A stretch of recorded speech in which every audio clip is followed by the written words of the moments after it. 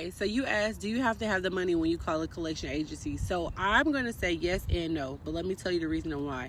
Each collection agency is completely different. Some of them allow you to do payment arrangements where you can pay over time even if you don't have the money in your account. And some of them want to see that you have some type of funds to be able to pay, so you can basically come to an agreement. So they might want you to pay down, if you owe them $1,025, just to say like, okay, they are going to pay us. They're not just saying this. Or they want you to put your credit card on file just so they have a date they can take the funds out. So yes, I would call them with at least a minimum of $25-50 in your account.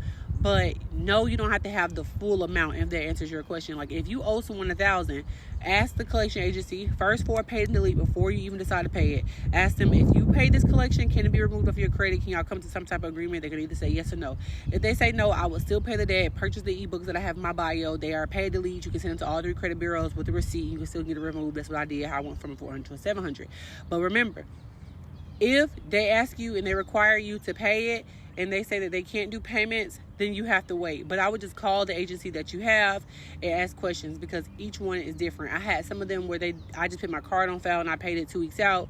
And then I had some of them where they told me that I had to pay it right then when I called. So I would honestly just call the company that you have and ask questions, do research, go on Google, see who the company is, see if other people dealt with them, because you're not the only person that has dealt with this collection agency. So the more research you know about this company, the more you'll be able to get off. Like you might call them and they might say they only can do 20%, but there might be somebody online say, hey, use this verbiage and you can get 60% off. So I always say do research on the companies that you owe, so that way you can know when you're calling, you're not going in blind. So hopefully that answered your question.